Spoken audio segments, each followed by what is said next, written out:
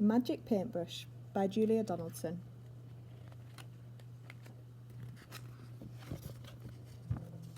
Go and catch some shrimp, Shen. Go and catch some fish. Go and gather oysters to fill the empty dish. She sits on the seashore, a stick is in her hand. She sits there drawing pictures, pictures in the sand. She draws a flower, a flying fish. She draws a boat at sea, a hen, a hare, a dancing dog, a weeping willow tree.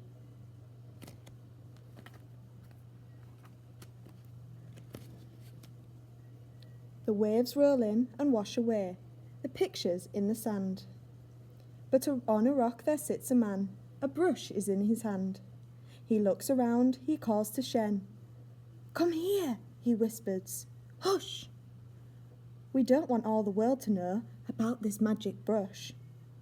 He slips the brush into her hand and tells her to be sure never to paint for wealthy folk, but only for the poor.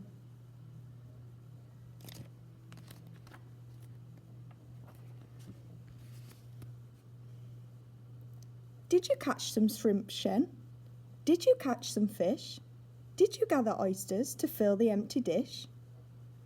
No shrimps, no fish, no oysters. Shen laughs and runs inside. She paints a pot, then stands and waits until the paint has dried.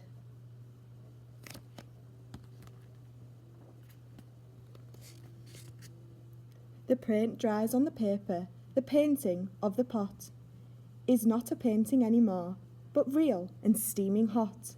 The pot is full of shrimp, Shen. The pot is full of fish. The pot is full of oysters to fill the empty dish. The village people hear the news. Into the house they crush. The young and old all want to see Shen and her magic brush.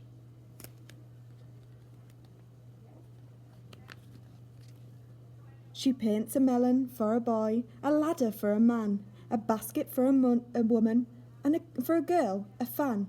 And soon the news spreads far and wide, and people stand in queues for blankets, boats, and buffaloes, for hats and coats and shoes.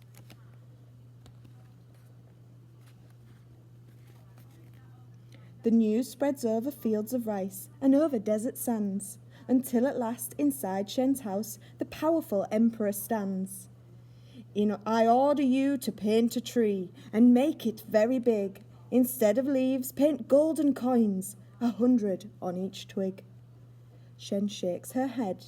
Your Majesty, I promise to be sure never to paint for wealthy folk, but only for the poor.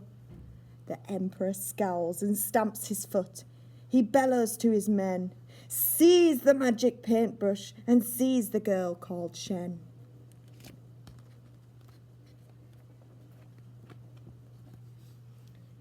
Now Shen sits in prison upon a cold stone floor. She waits there till the emperor opens the prison door. He holds the magic paintbrush. He orders, "Paint that tree.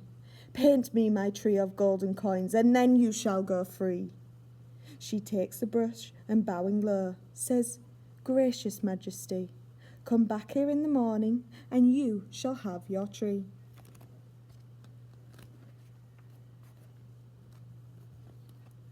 That night the emperor lies in bed and dreams about his tree, while Shen is busy painting a horse and then a key. The key turns in the prison door and Shen stands free outside. She climbs onto the horse's back and swiftly starts to ride.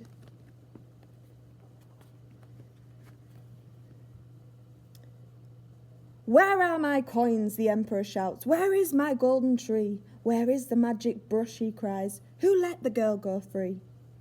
He climbs onto his fastest horse and rides with all his men. Over the fields and desert sands they gallop after Shen.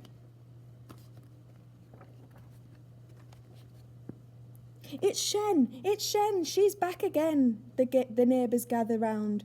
But Shen is painting silently while distant hoofbeats sound. She paints a mighty river, a river deep and wide. The emperor and all his men stop on the other side. The emperor scowls and stamps his foot. He shakes his fist at Shen. "I'll swim across your river, and so will all my men."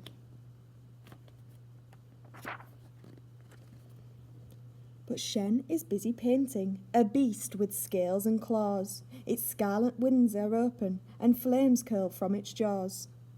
My dragon needs a tail, says Shen, and then it will be real. Yes, then it will be roaring and ready for a meal. Now shall I paint the tail, she asks, or would you rather go?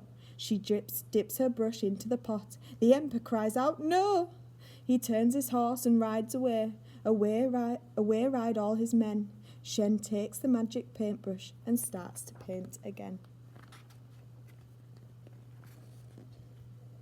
She paints a mound of golden rice and cakes like little moons, and drums and flutes till all the streets ring out with merry tunes.